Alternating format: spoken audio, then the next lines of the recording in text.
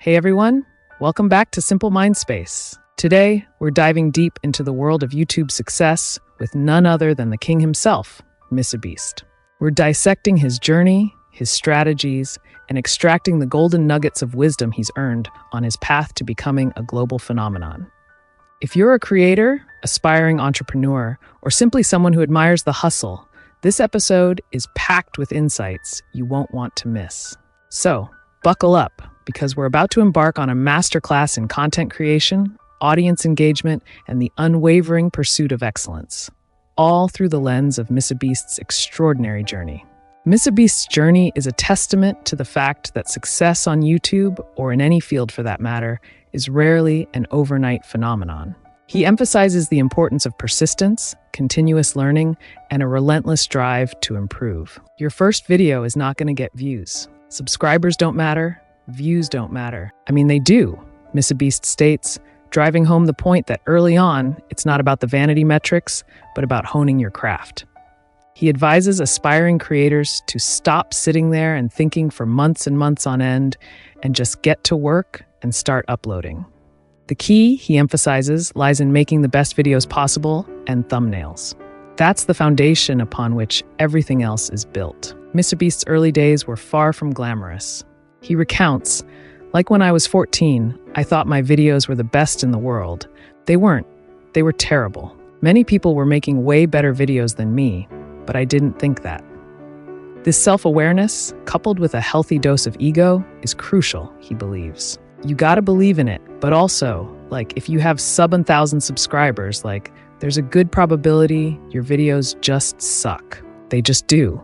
And you need to make hundreds of videos or 100 videos, I don't know. It depends on the difficulty of videos. He challenges creators to embrace this initial phase of imperfection, urging them to improve something every time and just get to the point where they don't.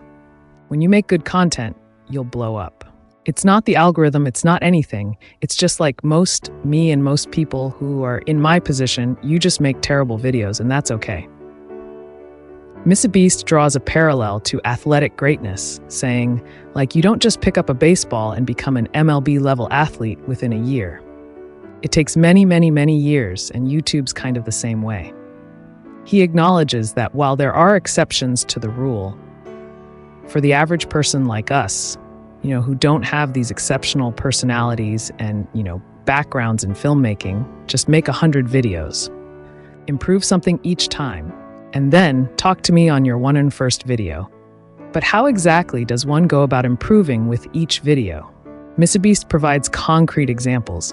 The second one put more effort into the script. The third one, try to learn a new editing trick. The fourth one, try to figure out a way that you can have better inflections in your voice. The fifth one, try to, study a new thumbnail tip and implement it.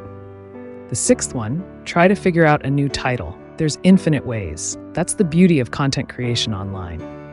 He emphasizes the limitless potential for improvement, stating there's literally infinite ways from the coloring, to the frame rate, to the editing, to the filming, to the production, to the jokes, to the pacing, to every little thing can be improved, and they can never not be improved. There's literally no such thing as a perfect video. Ultimately, he reminds us that what YouTube wants is they want people to click on a video and they want to watch it. He urges creators to think about the algorithm as a reflection of the audience, stating, anytime you say the word algorithm, just replace it with audience, and it works perfectly. The algorithm didn't like that video. No, the audience didn't like that video. Literally, that's it. Crafting captivating titles is an art form in itself, and MrBeast breaks down his approach. Not just short, he explains, it's also if someone reads it, are they do they have to watch it? Is it just so intrinsically interesting that it's just going to quit them if they don't click on it? You know what I mean? Ideally, it's a title also that, because the titles don't live in a vacuum, right? So it has to lead into the content. He emphasizes the importance of aligning the title with the content and duration of the video, explaining that ideally, the title represents content that you would want to watch for 20 minutes. So if it's a 20-minute video and the title is, I stepped on a bug, the click-through rate is going to be much lower. He also highlights the impact of title length, stating, ideally you want it below 50 characters, because above 50 characters on certain devices, you run the chance of it going ... So like I took a light pole and I saw how many dollar bills I could stack on top, and they would just go ... because it's too long and it can't finish it. And that's the worst thing, because then people don't even know what they're clicking on. He summarizes his title strategy succinctly. Short, simple, ideally, and just so freaking interesting to have to click. And it is a good segue into the content, and it represents the length of the content. MrBeast also emphasizes the power of strong opinions in titles, but with a caveat. The more extreme the opinion, typically the higher the click-through rate. If you can pay it off in the content, then it just supercharges it. He illustrates this with an example. You're like, Fiji water sucks. Yeah, that'd do fine. But if you said Fiji water is the worst water I've ever drank in my life, way more extreme opinion would do way better. But you have to deliver, because the more extreme you are, the more extreme you have to be in the video. With the rise of autoplay on YouTube, the first few seconds of a video have become even more crucial. MrBeast explains, of course, so before you film a video. What is the thumbnail? What is the video? And then what's the first 5 seconds? And then what's the first 30 seconds? By the first 5 seconds, it's goes with the thumbnail. Because it's possible that people open YouTube and they don't see it. Especially for us, because for so many people, I've watched hundreds of our videos when I upload, I am first on your homepage. So you just literally don't even see the thumbnail because it autoplay so quickly. So the thumbnail is irrelevant. I have to visually convince you to click on the video.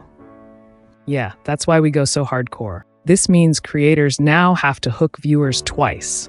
Once with the thumbnail to get the click, and again within the first few seconds to keep them engaged. This is why he says those first few seconds are 100%, now even more important than it ever used to be. He underscores the importance of captions, visuals, and every element within those initial seconds, stating, of course, yeah, everything. Everything, yes. Wow, so those first 5 seconds, that hook is now even more important than it ever used to be. Oh, 100%. Yeah, before it was important because you had to convince people to watch. Now you have to convince people to click and watch at the same time. Whoa, with the first 5 seconds, that's driving CTR now too. It is 100%.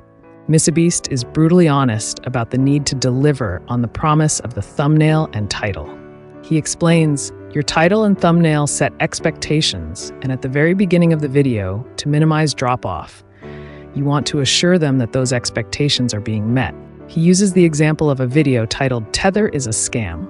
If the video doesn't address that topic immediately, viewers will feel misled. He emphasizes the importance of matching and then exceeding expectations. At the very beginning, match the expectations, and then you want to exceed them. So you want to assure people that what they clicked on is what they're getting, and then blow their mind and be like, but you're also getting even more. That's how you lower drop-off. MrBeast visually describes the viewer retention graph, explaining that many creators lose a significant portion of their audience within the first 30 seconds. We really should drill this home because the number one thing is retaining as many people as possible at the start. Because envision a chart where you lose 35% of your viewers in the first 30 seconds, and then envision one where you only lose 20%. That's 15% more people that are watching, throughout the video than not. And it's not like you made the whole video a bunch better. You just had a more strategic intro that hooked them. I'm showing to put this into words and to really impose how important that is.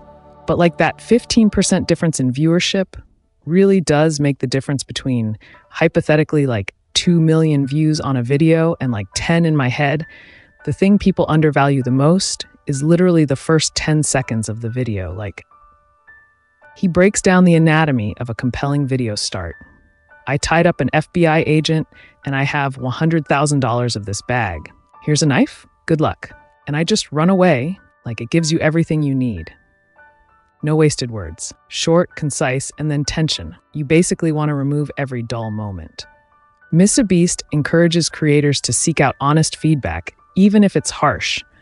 You probably want to find the 10 most critical people you know, make them watch the video, and just roast it. He emphasizes the importance of pacing and visual interest, stating certain things like, if I just talk to a camera for 10 seconds without a cut, like a lot of people will just get bored or they'll lose interest. So having a B cam and a C cam, and you can just talk for 10 seconds, but 3 seconds in cutting to a B cam and then a C cam. Now it's more interesting, even though it's essentially the same thing and not that crazy. But you want to have good pacing.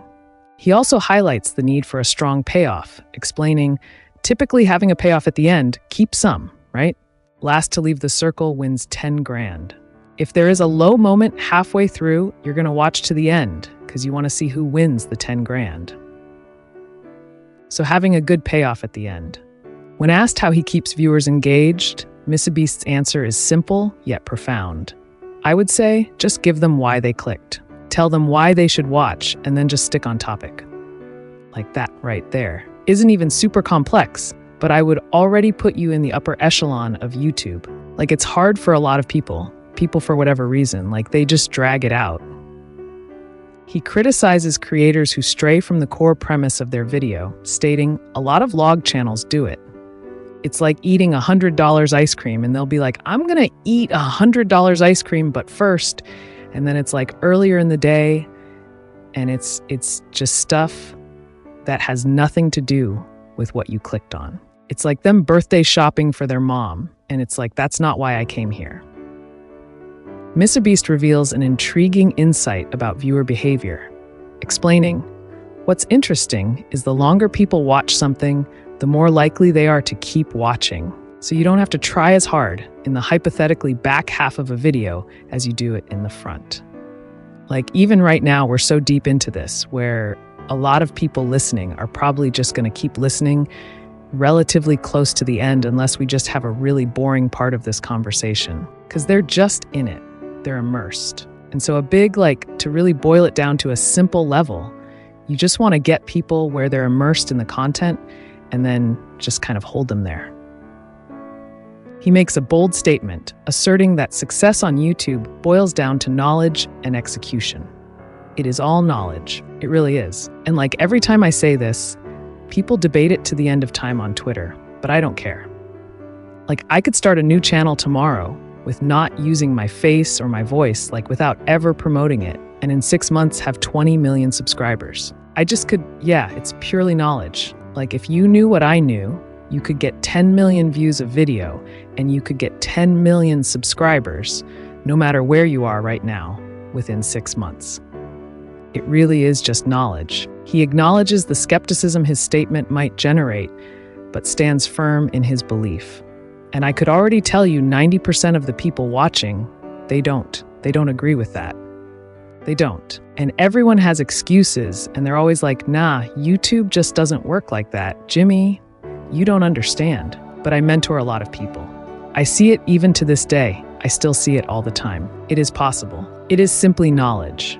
And the second you accept that it is knowledge, and you start your, for me, 10,000-day journey of learning, for you, whatever it is, if you want to be less hardcore, and actually figuring out, what makes a good video, what does my audience want, how can I elevate?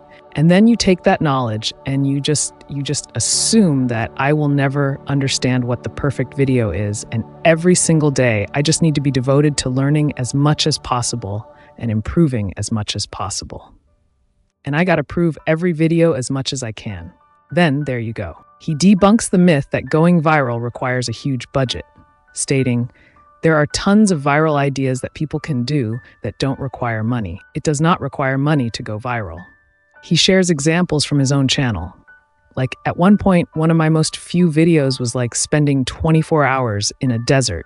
We just grabbed a tent, some stuff, and we went in the desert and it got 60, 70 million views. I have so many videos where we spent hardly any money, like the no food one, or I'd have to pull up the channel and go through it, that have gotten tens of millions of views, and they would have gotten 10+ million views even on a small channel.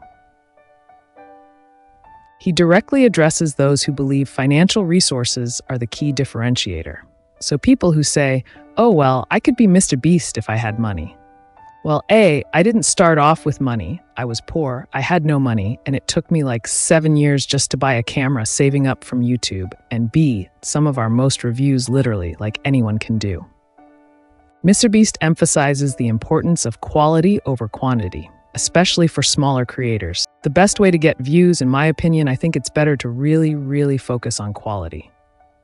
If you're a very small YouTuber and you can upload a video a day and like all the videos be average and like none of those videos will really stand out. None of it's like epic enough where like the algorithm's gonna go, oh, this video is good. Like we need to spread it. Feel like a lot of small YouTubers, they just post like videos that aren't bad, but they're not great, and they just do that. And none of them ever pop off.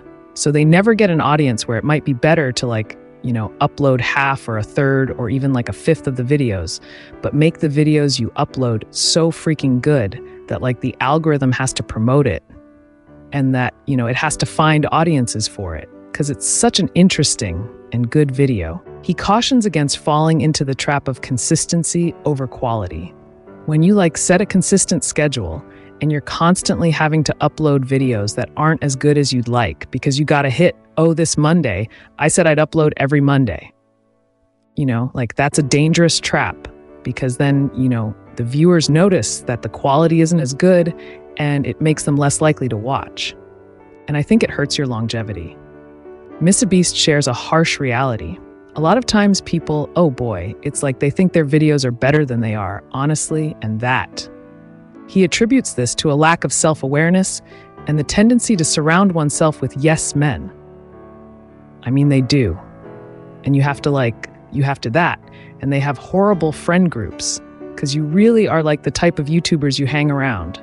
And so like a lot of times I'm just like, what you're saying is wrong. Who told you this? They're like, oh, this guy. And it's like, well, they're wrong. It's not true. There's no such thing as a perfect video. Like someone should always call you and it on your video because it could be better. He highlights the immense value of constructive criticism. Like that's because imagine if someone does that every video and you upload hundreds, if not 1,000 videos over the next 10 years, and every single time someone's critiquing you and you're applying what they're critiquing. Like imagine the compound effect over that time span. It's invaluable. While metrics like CTR are important, MrBeast emphasizes the often overlooked aspect of viewer experience. People think it's like, oh, well, it's all like CTR and stuff like that. But a big thing that everyone underestimates is what was your experience with your last video? If people loved the last video of yours that they watched, they're more likely to watch your next one. He differentiates between creating content that's merely good versus content that's unforgettable. For the YouTubers watching this, when people watch your video, they go, okay, that was good, but like that's enough of you for the day. Like it was all right? Whereas what you want is them to go, holy crap, that was crazy. Oh my God, what's that? Holy crap, that was crazy. Oh my God. And they watch 10 videos. That's what you're going for.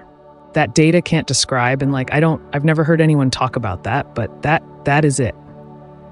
That's how you get these high view counts, because people watch 10 videos, not one, MrBeast encourages creators to draw inspiration from others, but cautions against blind imitation.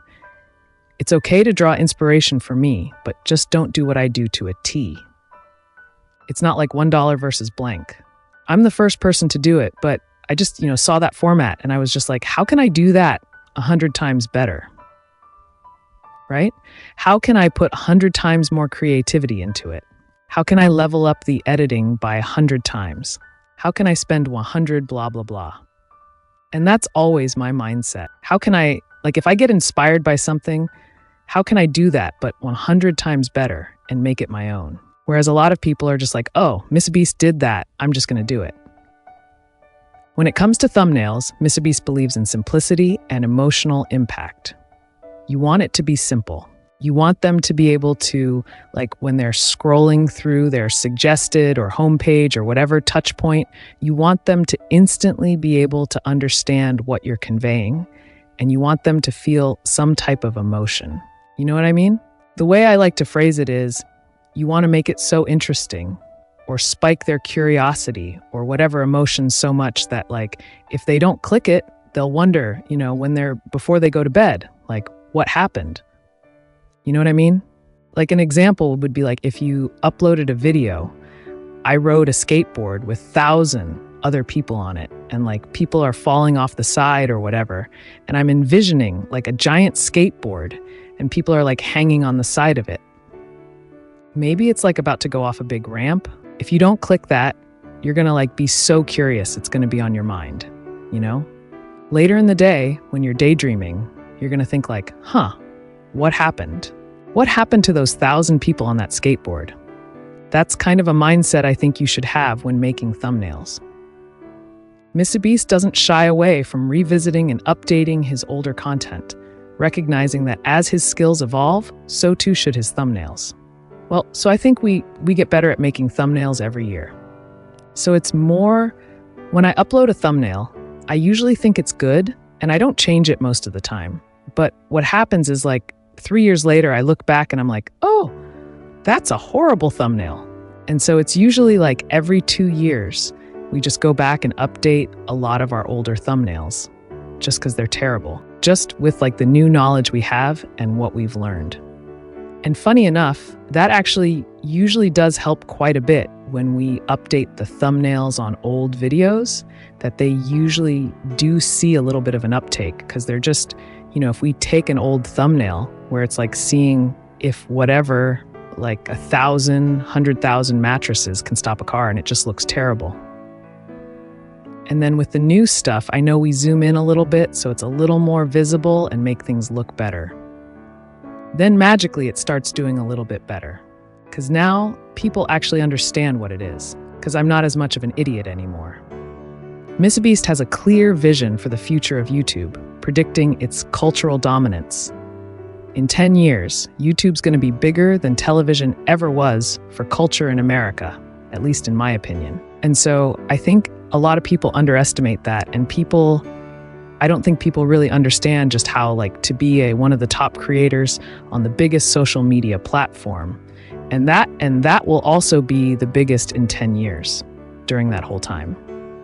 Like the amount of value and how crazy that is.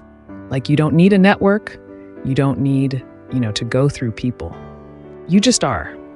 You can do whatever you want, and you can influence people how you want. It's just wild. It's mind-blowing. And you can leverage that to build businesses or, like do things like Beast Philanthropy or whatever.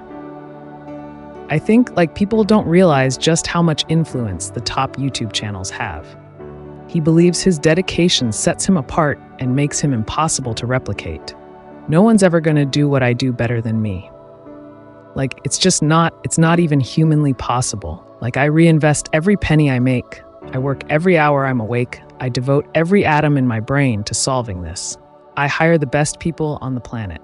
I've been doing this for 14 years, and I think in decades, not years. So I'm going to be doing this for another 20, 30 years, not 2 or 3.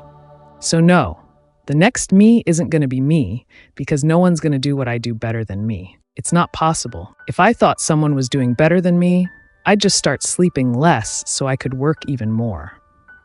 Like I'd figure it out, I don't get. He acknowledges the immense barrier to entry he's created, stating, "The barrier to entry to be you is extremely high," right? Especially where you're at now. Well, it's because I'm all in. I'm crazy. Like people shouldn't be me. I don't have a life. I don't have work-life balance. My personality, my soul, my being is making the best videos possible, entertaining my fans as best as I can. Like that is why I exist on this planet. And I don't recommend it. Like you should have work-life balance. You should not devote your entire life to this one thing. Like go have fun. Like, I'm miserable. A lot of times I have a mental breakdown every other week because I push myself so hard. Like I don't recommend it, Despite his success, MrBeast remains focused on the fundamentals. What do you think gets us to 1 million subscribers? Well, Subscribers isn't arbitrary, so 1 million that doesn't matter. 1 million views of videos. You should ask me, what helps us make the best videos possible? That's the only question you should ask me. Subscribers don't matter. Views don't matter. I mean, they do. But all that comes, everything you want as a creator comes from making the best videos possible and thumbnails. But it's easier to, make thumbnails. The video part's the hard part. And that's the thing that you're known for. Ask, how can I make my videos better? Do that every single day for years. And then you'll probably get views. MrBeast's journey is a testament to the power of dedication, continuous learning, and a relentless pursuit of quality. His story is an inspiration to anyone who dares to dream big on YouTube and beyond. And there you have it, a deep dive into the mind of YouTube titan MrBeast. If this episode sparked your creative fire, don't forget to like, share, and subscribe for more insights into mastering your mind and your goals. Until next time, keep those creative sparks flying.